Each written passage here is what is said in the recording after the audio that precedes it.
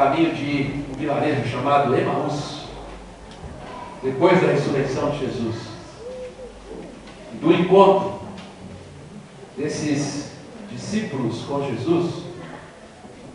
E mais do que isso, eu quero nesta noite conversar com os irmãos sobre o que a ressurreição de Jesus tem a ver com a minha vida, com a sua vida hoje, agora, no momento que você está, você que veio aqui. Lucas capítulo 24, verso 13 até o 35, eu vou ler a história toda. Nós estamos aqui em nossa igreja enfatizando a leitura da Bíblia.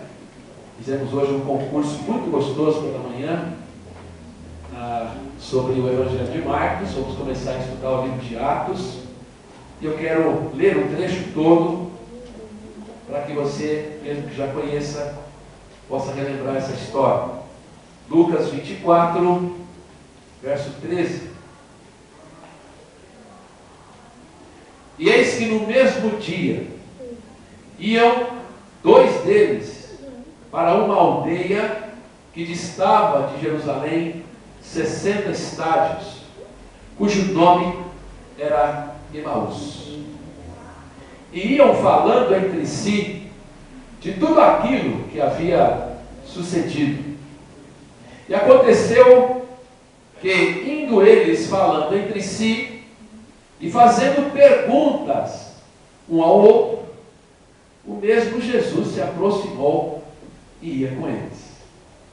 Mas os olhos deles estavam como que fechados, para que o não conhecessem. E ele lhes disse: que palavras são estas que caminhando trocais entre vós? E por que estáis tristes? E respondendo um, cujo nome era Cleopas, disse-lhe: és tu só peregrino em Jerusalém e não sabes as coisas que nela têm sucedido nesses dias? E ele lhes perguntou: quais? E eles lhe disseram: as que dizem respeito a Jesus, o Nazareno, que foi um profeta poderoso em obras e palavras diante de Deus e de todo o povo. E como os principais dos sacerdotes e os nossos príncipes o entregaram à condenação de morte e o crucificaram. E nós esperávamos que fosse ele o que remisse Israel. Mas agora, com tudo isso, é já hoje o terceiro dia desde que essas coisas aconteceram. É verdade que também algumas mulheres dentre nós nos maravilharam, as quais de madrugada foram ao sepulcro e, não achando o seu corpo, voltaram dizendo que também tinham visto uma visão de anjos que dizem que ele vive. E alguns dos que estavam conosco foram ao sepulcro e acharam ser assim como as mulheres haviam dito, porém não viram. E ele lhes disse: honestos e tardos de coração, para crer tudo que os profetas disseram.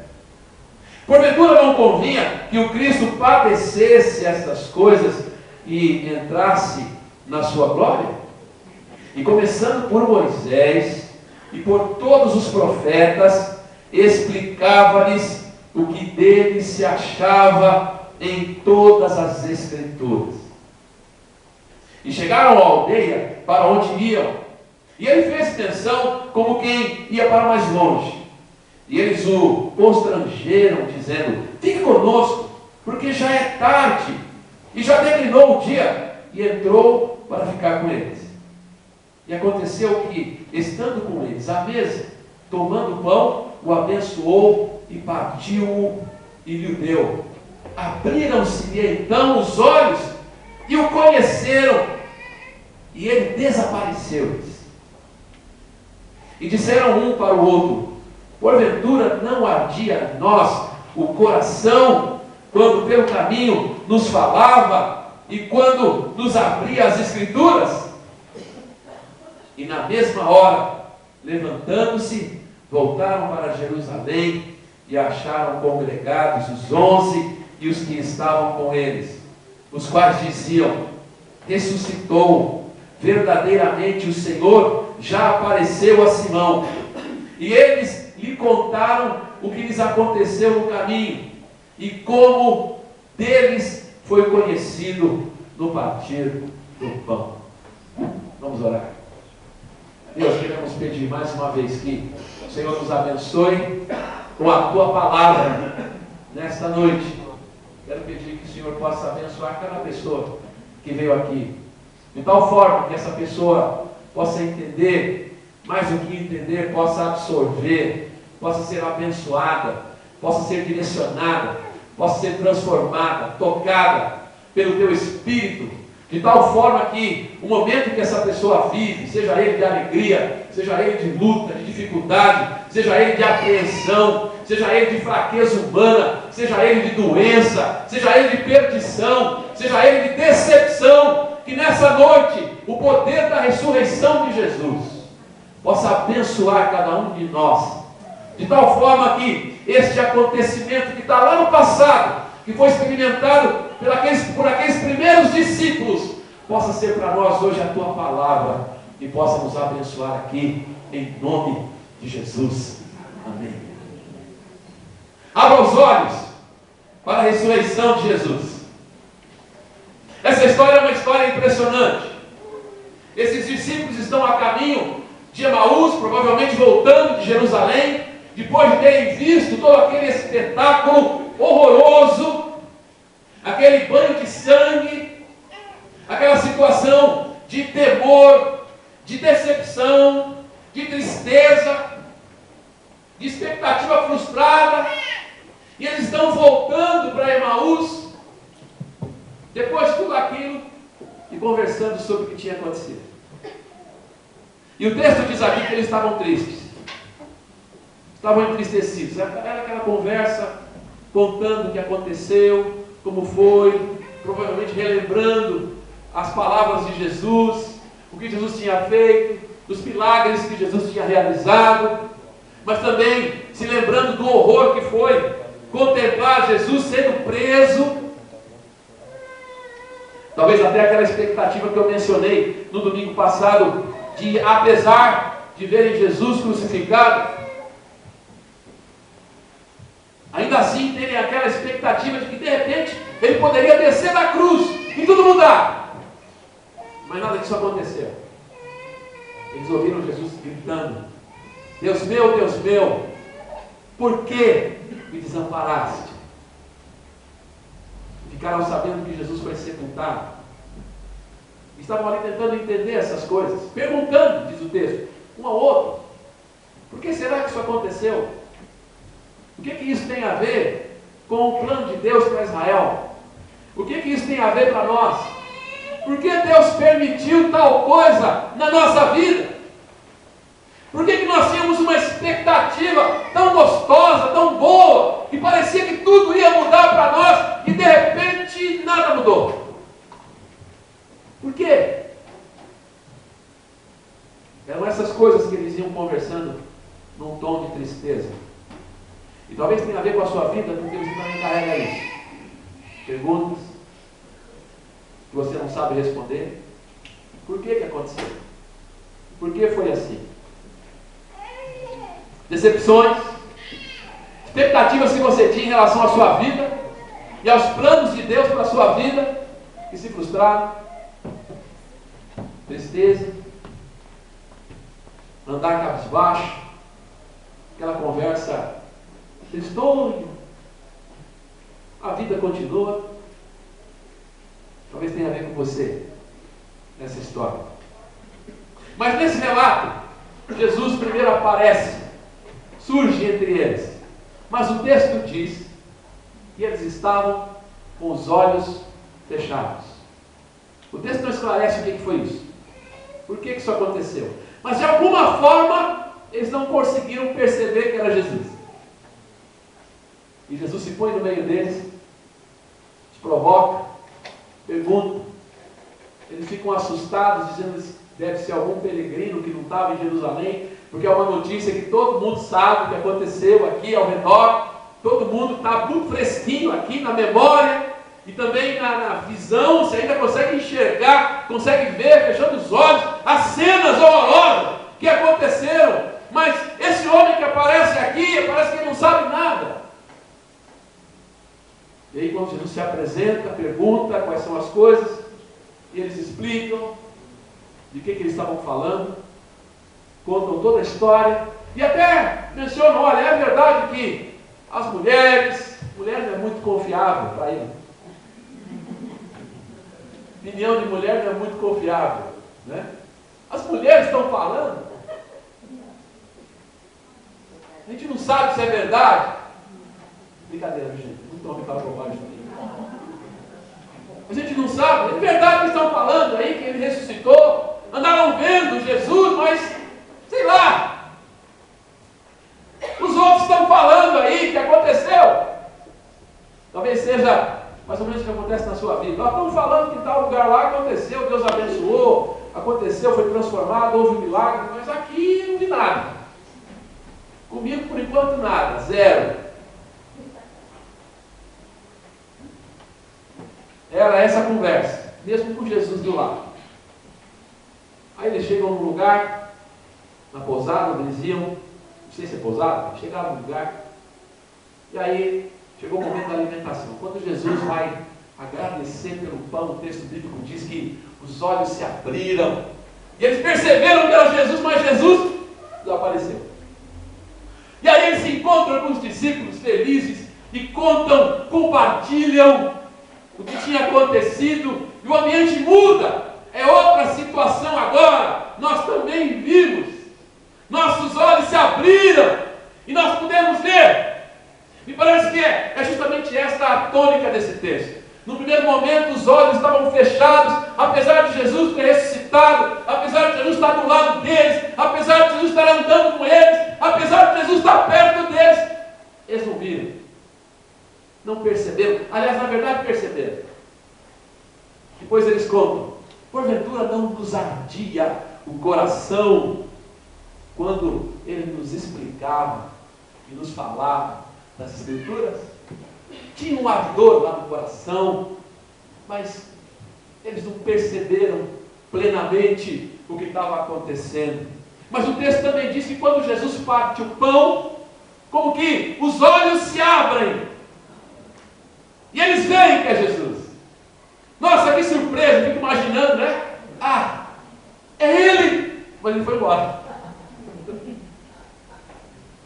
Que testemunho maravilhoso esse, tremendo, porque esse texto está nos falando não só do fato da ressurreição de Jesus. Aliás, saber sobre Jesus, a ressurreição de Jesus, é algo maravilhoso e misterioso ao mesmo tempo.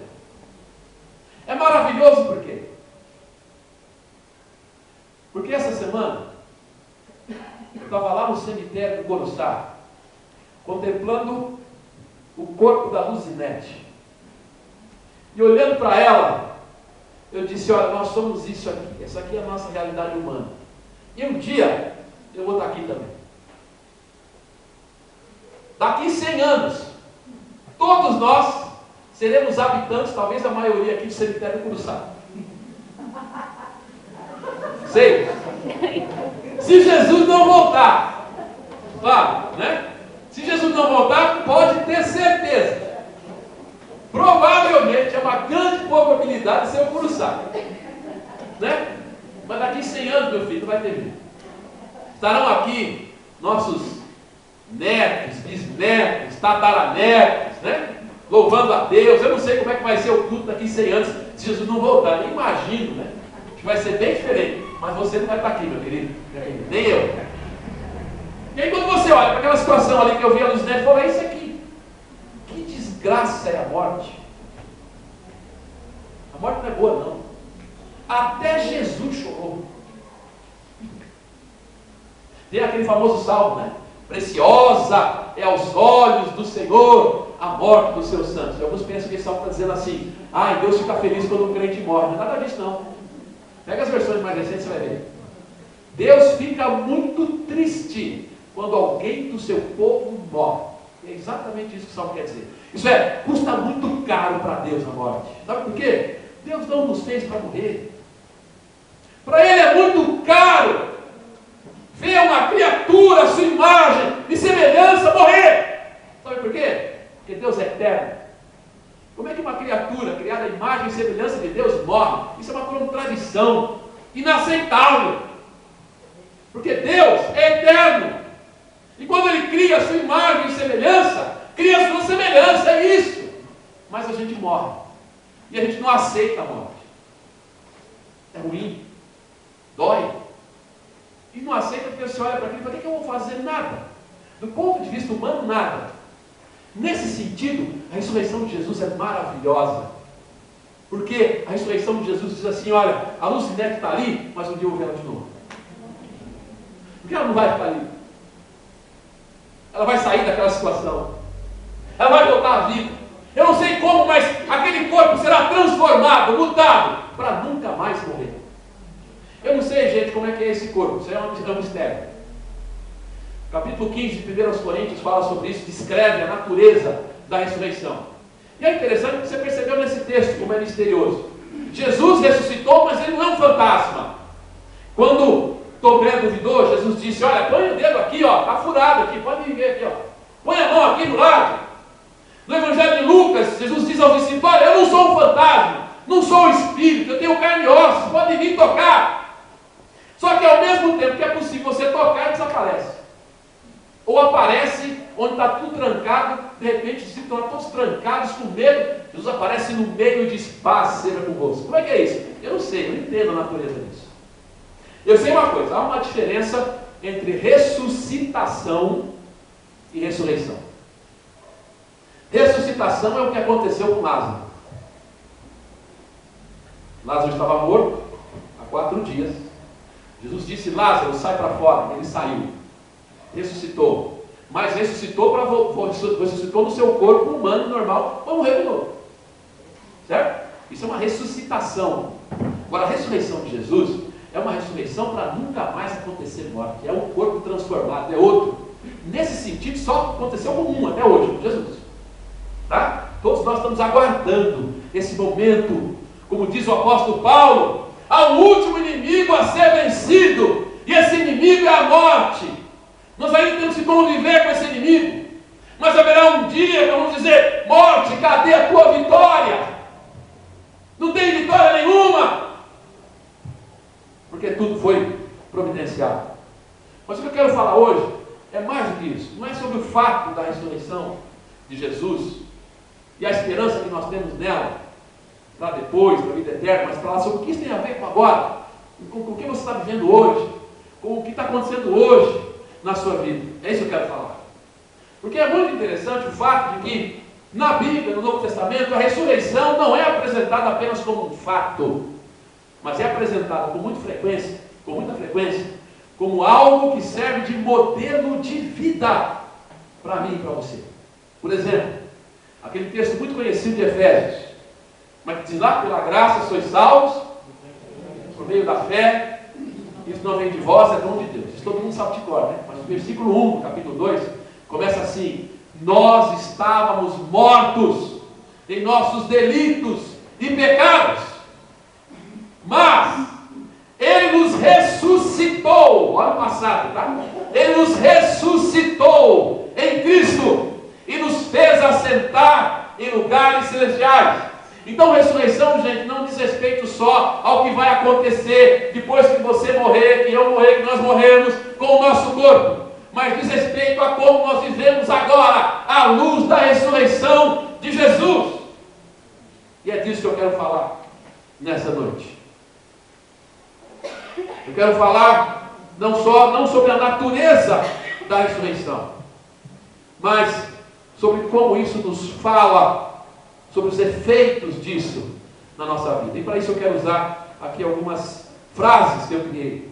Primeiro, não basta saber dos acontecimentos, é preciso conhecer o Jesus ressuscitado.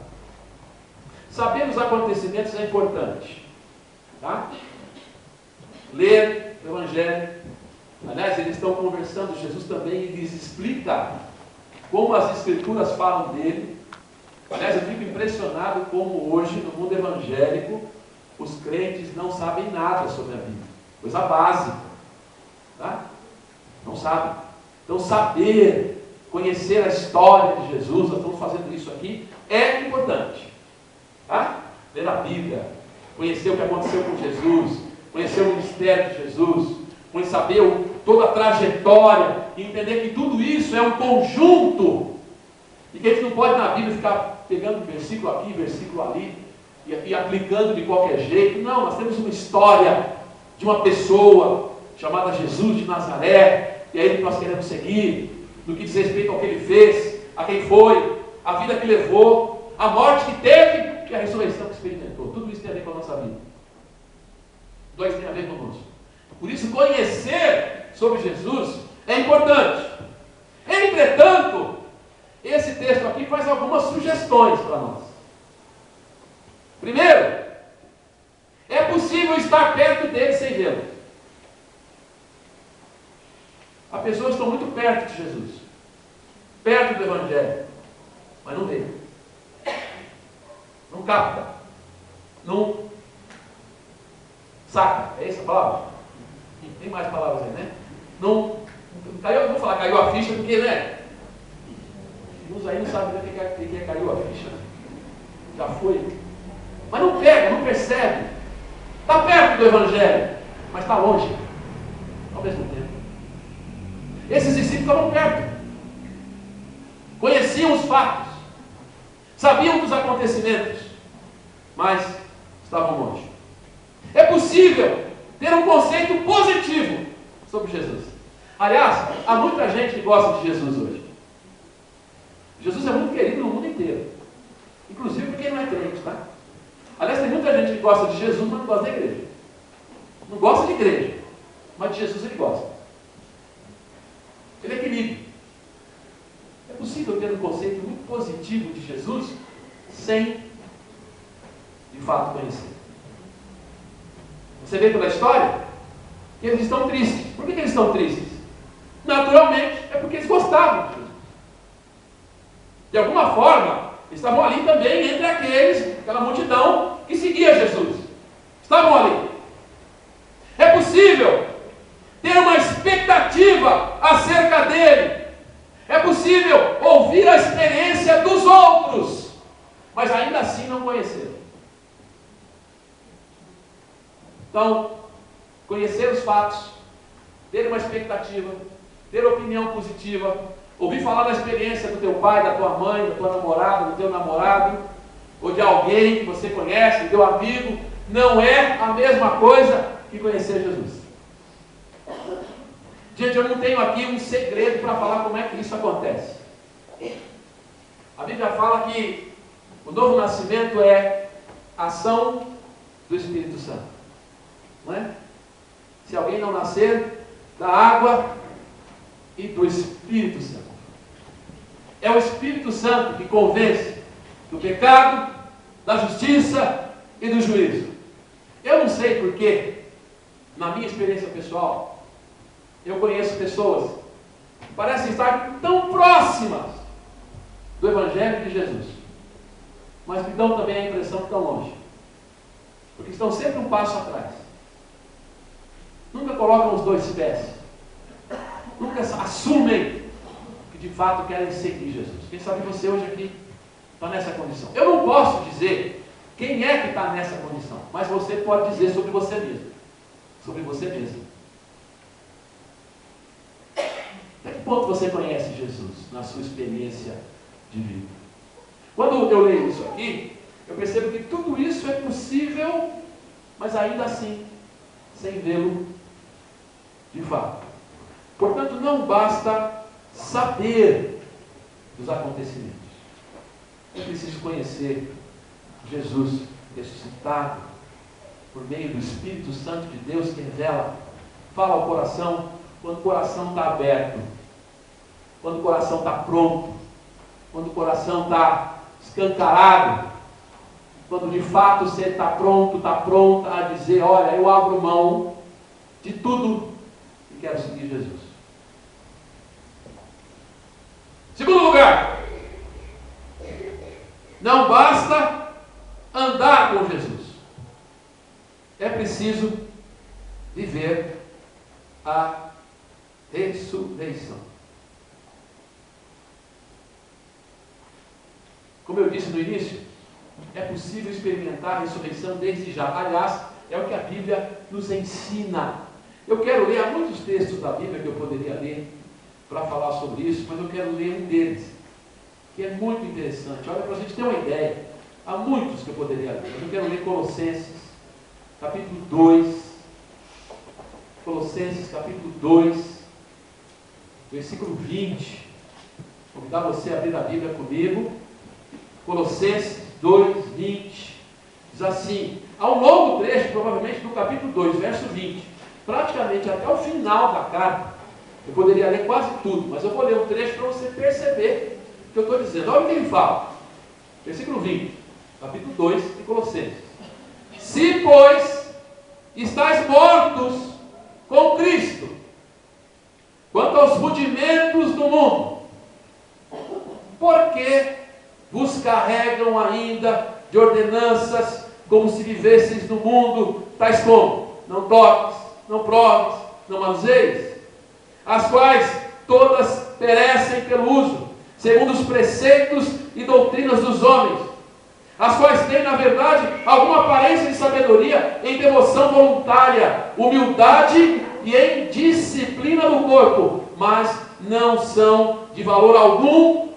A minha Bíblia diz senão para a satisfação da carne, e outra Bíblia diz contra a satisfação da carne. Isso é, isso não ajuda em nada a você mudar a sua vida, transformar a sua própria existência para que você seja um crente melhor. 3:1. Portanto, olha só a linguagem. Se já ressuscitastes com Cristo, buscai as coisas que são de cima, onde Cristo está sentado à destra de Deus. Pensai nas coisas que são de cima, não nas que são da terra, porque já estáis mortos, e a vossa vida está escondida em Cristo Jesus, com Cristo em Deus.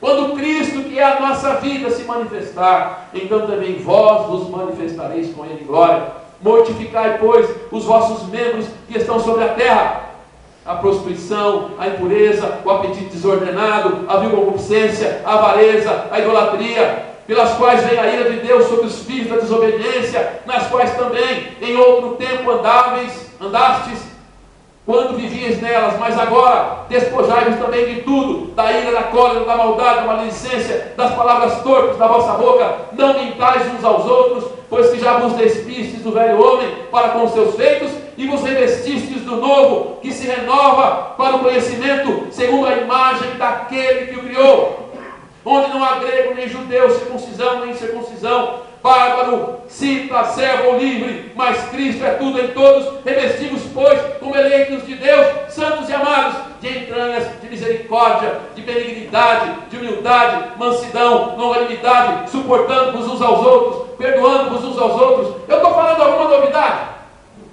Nenhuma. O que ele está dizendo aqui?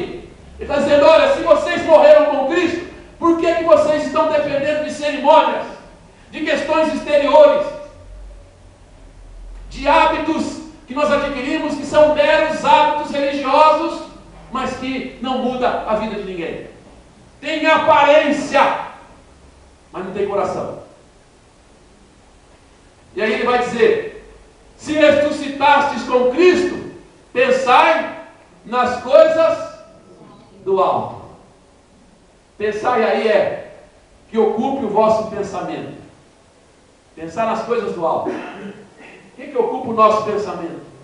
O que ocupa a nossa agenda? Quais são as prioridades da nossa vida? Como é que nós nos relacionamos com as pessoas? Como é que nós tratamos as nossas reações, as nossas questões interiores, os nossos impulsos interiores? Como que é a nossa devoção? É disso que ele está falando. Quem experimenta a ressurreição de Jesus, vive isso. Agora eu quero mostrar um filme para vocês. Põe um filminho lá. Para mostrar a vocês que o que eu estou falando não é novidade nem para quem está está fora. Olha lá, por favor. Abre aí. E põe o som. Não tem som?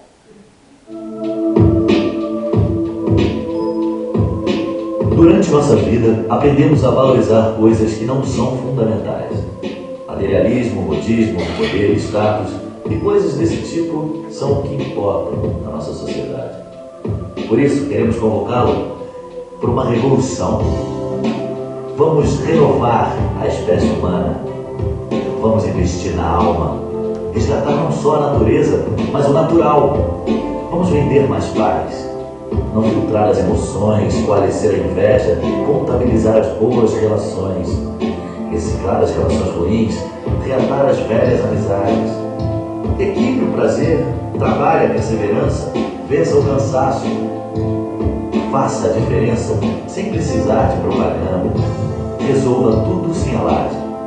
Use o marketing da sinceridade, cobre o profissionalismo de todos, inclusive daqueles que você elegeu. Vamos maximizar a energia, preservar os recursos, tratar a água, pois ela é a nossa fonte de vida. E como o ar também é meio de vida, vamos ser transparentes. Renove o estoque de sorrisos, canalize os bons pensamentos, use marketing do amor, abrace mais, beije seus amores, relembre o quanto os ama. E com a mesma força, diga não ao racismo, à intolerância, à discriminação. Seja saudável, inclusive nas atitudes. Dê bons exemplos. Diga a verdade, principalmente às crianças, para que elas cresçam sabendo acreditar. Crie seus filhos como cidadãos do mundo. Cultive Deus e viva a razão da emoção, lutando pela felicidade plena, por um futuro melhor. E agradeça sempre por estar nesse mundo. Metal Center, transparência e tecnologia a serviço do mundo. Eu confesso a vocês que eu ia editar esse filminho aí e tirar a propaganda final. Mas eu deixei. Eu vou explicar por quê. Primeiro, de alguma forma, quase tudo que está dito aí tem a ver com o texto que eu li. Colossenses. Quase tudo.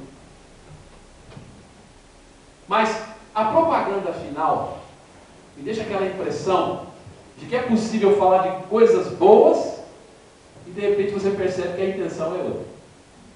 Aliás, não é só essa empresa aí que eu não conheço que faz essa propaganda dessa forma, mas você vê na televisão o tempo todo, na internet, essas propagandas que apelam à sensibilidade humana.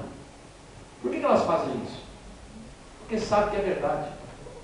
Porque sabe que mexe. Agora a pergunta é, o quanto disso é verdade em nossa vida? Por exemplo, se eu morri e ressuscitei com Cristo, então, o que significa quando eu chegar amanhã lá no meu trabalho, no modo como eu vou tratar as pessoas? Se eu morri e ressuscitei com Jesus, o que isso significa quando eu chegar em casa? E como é que vai ser meu tratamento com a minha esposa, com meu marido, com meus filhos? Se eu morri e ressuscitei com Jesus, como é que vai ser agora a minha atitude diante daquelas questões onde eu trabalho, que tem a ver com a concorrência, tem a ver com o que algumas pessoas falam, né? Lá é cobra comendo cobra. Será que você também não é uma cobra? Né? A pessoa fala isso e fica perguntando. Bom, se lá é cobra comendo cobra, você está lá. Qual é a diferença que você faz lá? Se eu morri e ressuscitei com Cristo, qual é a implicação disso? Amanhã, quando eu levantar, estou lá em casa e vou conversar com o meu vizinho, com a minha vizinha, aquele vizinho chato que fica reclamando, falando as coisas. Se eu morri e ressuscitei com Cristo, como é que eu vou tratar meus funcionários amanhã? E como é que eu vou fazer isso em relação à competição, à ganância, por ganhar mais e mais e mais? Como é que isso vai ser tratado? Se eu morri e ressuscitei com Cristo, como é que vai ficar aquele meu desafeto que eu não consigo resolver há anos? Se nós morremos e ressuscitamos com Cristo, tem que fazer diferença nas coisas que nós sabemos. Não é nas coisas que nós não sabemos. Não são nos mistérios da vida, mas naquelas questões que têm a ver com o nosso dia a dia, com o meu e com o seu. Se nós morremos e ressuscitamos com Cristo, quem é que eu tenho que suportar? Aqui, entre nós. Quem é que você precisa suportar mais? Quem é que você precisa ter o coração mais aberto para conhecer melhor, poder conviver? Se você morreu e ressuscitou com Cristo, quem é que você tem que perdoar? Percebe? Ressurreição de Jesus é isso. Não é uma bela história. Mas a pergunta é: o que isso tem a ver com a minha vida, com meus valores, com o modo como eu vivo, como eu me relaciono? E aqui, todos nós, de alguma forma, vamos nos encontrar em falta. Porque nós estamos a caminho. Nós queremos viver. Eu estou dizendo isso, gente, porque eu acredito piamente que aqui está cheio de gente que quer servir Jesus. Eu não seria pastor de vocês se eu não acreditasse nisso. Só que vocês são como eu. Nós enfrentamos as nossas lutas diárias, nossos próprios pecados, as nossas próprias tendências, nossos próprios erros, nossas próprias limitações. Mas o desafio sempre é querer dar um passo a mais em direção à ressurreição de Jesus. Porque Jesus morreu e ressuscitou não só para que você, seu corpo, que vai morrer um dia, como eu falei, seja ressuscitado, mas para que eu e você vivamos agora uma vida de ressuscitados em nome de Jesus. E essa é a diferença que tem que fazer. Então, é nesse sentido que eu disse que não basta andar com Jesus. É preciso viver a ressurreição. Andar com Jesus, eu vejo em para-choque de caminhão. Está cheio. Né? Tem até algumas frases profundas, né? Olha, se tem alguém aqui com o caminhão com essa frase, me desculpe, tá? Mais ou menos assim: eu dirijo, mas é Deus que me guia. Profunda frase. Todo mundo quer isso. Eu já mencionei aqui, acho, aquela famosa música, né? Foi pedido para cantar no velório do Zinete. Segura na mão de Deus, segura na mão de Deus. Todo mundo quer cantar isso, né? Claro, segura na mão de Deus. E tem gente que tem tanto medo que fala assim: não, pastor, está errado essa música. Não é segura na mão de Deus, tem que ser Deus que segura a nossa mão. Porque se eu for segurar na mão de Deus, eu fico com medo de sol. Melhor ainda, né? Se Deus estiver segurando firme lá, aí não solta. Tem uma certa lógica, mas eu acho que a música vale. Tá? Segura na mão de Deus, a mão de Deus te sustentará. É verdade, gente. Eu não estou de maneira alguma negando isso, é verdade. Segura na mão de Deus, fala da proteção de Deus, fala das bênçãos de Deus, fala da intervenção de Deus, fala dos milagres de Deus, tudo isso é verdade, mas é só um lado da moeda. O desafio não é seguir Jesus só para ter milagre. O desafio é seguir Jesus para ressuscitar com Ele. E ressuscitar já. Não no dia que você morrer.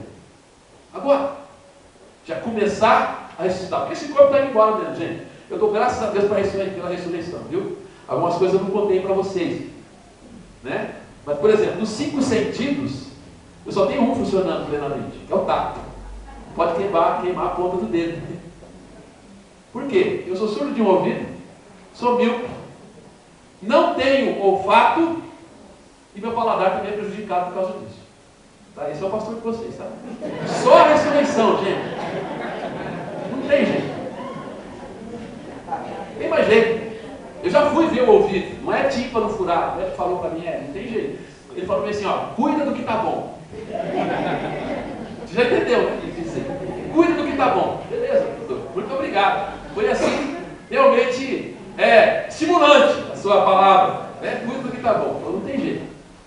Tá? Eu fiz uma cirurgia em 2004, perdi o olfato e parte do paladar. Então é só ressurreição. Então é a minha esperança, gente. A ressurreição. Né? E na frente da ressurreição, claro, você vai voltar com um corpinho, né, sarado, né, pastor Tito? Um corpinho sarado, bonitão e tal, né?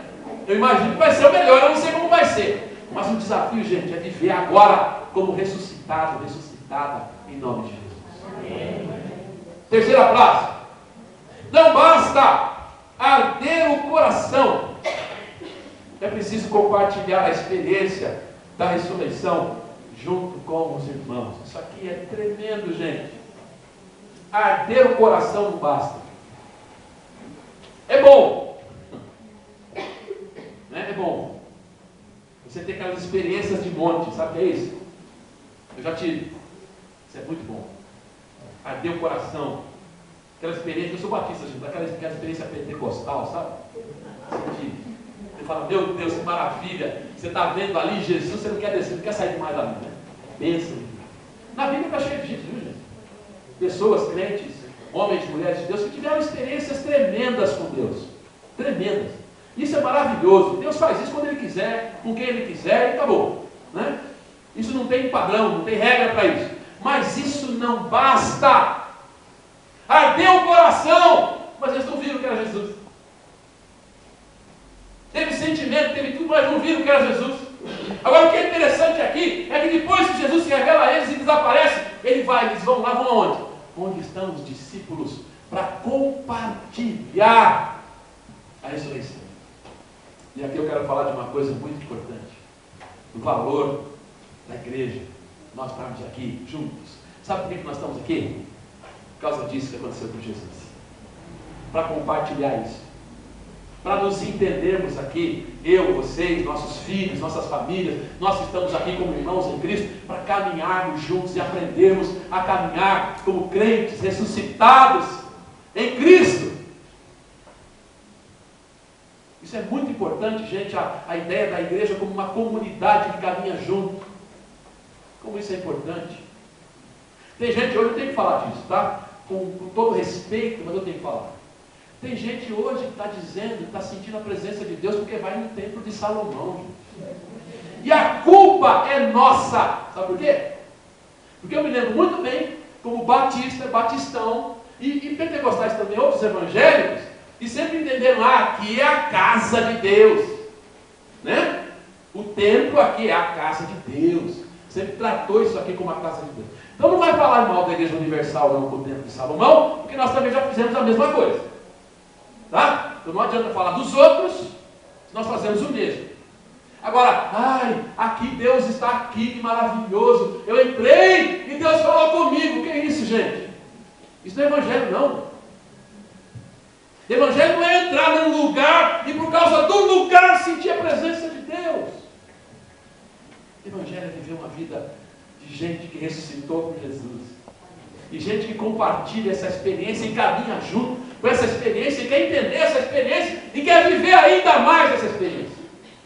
Eu quero colocar um quadrinho aqui. Isso aqui é meu, mas é do que eu... Não, mais disso. É do que eu percebo no geral das igrejas, tá? É isso aí. Você tem um miolo ali no centro, dá para ler lá, gente? São os líderes, geralmente pessoas de liderança estão ali. Junto com eles eu coloquei integrado. Sabe o que é isso? É pessoa que está na igreja, mas não só está integrado, é participante, caminha junto. Eu escrevi uma apostila, o Richard já estudou comigo, a Maria de Fátima está aqui hoje, já estudou comigo, que é uma revistinha para novos crentes, chama-se Entre e Fique. Sabe por quê? Entre e Fique? Porque tem muita gente que entra, mas não fica. Só visita a igreja, mas não fica.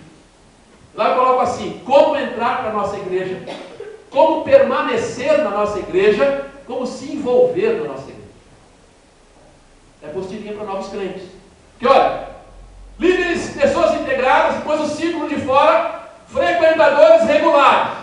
Não são integrados, exatamente, mas são regulares. Isso pode acontecer em fases da vida de uma pessoa. Tem pessoas, por exemplo, que já trabalharam muito na igreja, mas hoje estão mais ali no seu cantinho porque já chegou a idade, porque já contribuíram. Tem fase. Às vezes a pessoa está passando uma fase difícil da vida. Então ela é um frequentador regular, mas ela está meio ali no cantinho dela, porque a fase da vida pede isso. A gente compreende. Mas o ciclo mais de fora, olha lá, frequentadores esporádicos. Vem de vez em quando. E apesar de batistas crerem que a ceia é um memorial, alguns crentes que eu não sei porquê, na ceia ele vem. Ele pensa que tem uma bênção especial na ceia, de alguma forma, né? Eu não vou no culto, mas na ceia eu estou lá. Porque De alguma forma, Jesus está lá de maneira diferente. Aquele pão e aquele vinho ali tem alguma coisa. Então eu vou. Mas é um frequentador esporádico. Né? E esporádico quer dizer o seguinte: conversei com um colega pastor, agora na sexta-feira, estávamos juntos lá na Unicamp. E ele me falou o seguinte: olha, duas senhorinhas da igreja que eu sou pastor, eu descobri que elas são membros lá da igreja, mas segunda-feira vai numa igreja, terça vai em outra, quarta vai em outra, quinta vai em outra, faz a campanha, dá a oferta, não sei o quê. Vai em todo lugar. Não está em lugar nenhum, na verdade. E os visitantes, que é normal, tem gente que visita, tudo bem. Agora a minha pergunta para você é: onde você está aí? Quem é você aí? Se fôssemos colocar um pontinho para cada membro da igreja aqui, representando onde você está, onde você estaria? Meus irmãos, eu quero falar uma coisa muito séria, e importante, que eu considero importante. É muito importante estarmos juntos, caminharmos juntos, nós ensinarmos os nossos filhos a estarmos juntos aqui. É muito importante. É muito importante que você se integre por causa disso, porque Jesus ressuscitou. E Deus tem o melhor para nós. E nós estamos aqui juntos para caminharmos juntos, para falarmos disso, para nos apoiarmos, para nos exortarmos, para nos encorajarmos, como diz Hebreus 10, 25. E não deixemos de congregar, como é costume de alguns, antes admoestemos uns aos outros, tanto mais quanto o dia se aproxima. Estamos aqui para nos ajudar. Você não é frequente, é mais ou menos. Amanhã o seu filho, sua filha não quer vir, a culpa não é da igreja. Você ensinou isso. Se você não é uma pessoa que está comprometida, não exija dos seus filhos que eles sejam comprometidos. Então é um desafio para nós. Não é obrigação, gente. Eu tenho muita dificuldade com o evangelho da obrigação. Muita dificuldade. Eu quero desafiar você a vir na EBD, desafiar os seus filhos para virem aqui, para nós estudarmos a palavra, conhecermos a palavra, repetirmos, falando de Jesus, o que aconteceu com Jesus, o que isso tem a ver com a nossa vida, porque isso abençoa a sua vida. Evangelho não é mágica. Não é mágica. Não é frequentar lá uma campanha e sentir o arrepio e está resolvido. Não! Tudo bem. Você vai lá, recebe uma oração, é curado. Não estou duvidando disso. O que eu estou dizendo é que evangelho não é só isso. Não pode ser só isso. Nunca foi só isso. Nós somos aqui desafiados por esse texto a caminharmos juntos como igreja, não porque é uma obrigação, mas porque é bênção na nossa vida. É por isso que eu penso aqui em ter uma igreja vibrante, uma igreja que gosta de louvar, gosta de adorar, gosta de abrir a palavra, tem sede da palavra, pais que querem que seus filhos estejam aqui. Eu fico muito feliz quando os pais vêm e falam: o pastor ajuda lá, quero meus filhos lá. Que coisa tremenda isso! Porque você precisa disso, eu preciso disso, nós precisamos disso. Falei para os irmãos na semana passada, eu vi daquele sociólogo, aquela palavra que ainda está assim, reverberando aqui no meu ouvido. A igreja ainda é uma opção para relações sociais saudáveis. Que coisa tremenda isso. Meus irmãos, essa tem sido a minha experiência. Muitas dificuldades, é verdade, muita luta, mas eu não posso reclamar. Eu louvo a Deus e quero desafiar você a pensar nisso. A ressurreição de Jesus tem a ver com o modo que você encara a sua participação na sua igreja. Assim como esses discípulos aqui, Jesus foi embora, desapareceu. Eu nunca vi Jesus, você já viu? Eu não. Esse Jesus que está aí, ó, de olho azul, né? Tem até Jesus loiro, gente. Tem umas revistas aí. Isso aí é projeção de Jesus, ninguém sabe quem ele era, como era. Nós nunca vimos. Mas Jesus disse uma palavra para Tomé tremenda, né? Jesus disse para Tomé: porque viste, creste. Bem-aventurados os que não viram, mas creram. Ô glória! Somos nós. Mas nós vamos estar juntos, caminharmos juntos. Deus nos chamou para estar aqui para isso. Essa é a razão da existência dessa igreja. Nós compartilharmos com pessoas que têm a mesma fé, a mesma experiência, que de alguma forma se encontraram com Jesus. Aliás, devo dizer que as experiências de encontro com Jesus depois da ressurreição foram diferentes. Esses discípulos de Emaús foi assim, com Pedro foi um acerto de contas. Pedro, tu me amas? Houve um momento que Jesus com os discípulos, na hora de ir embora, disse: olha, ide por todo mundo, pregar o evangelho a toda criatura. Portanto, ide, fazer discípulos de todas as nações, batizando em nome do Pai, do Filho e do Espírito Santo, eis que estou convosco todos os dias até a consumação dos séculos. E Jesus sobe e vai embora. E deixa os discípulos aqui caminhando juntos. E aí surge a igreja. Nós vamos falar daqui para frente, para o final do ano. Mas a ressurreição de Jesus não basta arder o coração. Não basta uma experiência emocional. Aliás, devo dizer que é absolutamente legítima. Tá? Experiências emocionais são absolutamente legítimas. Por quê? Porque emoção é do ser humano. Eu tenho emoções, você tem também. Todos nós temos. E Deus fala também através das emoções que você sente. Agora, nós não podemos depender só de um aspecto da nossa vida cristã. Tá? Então não é só arder o coração. É mais do que isso.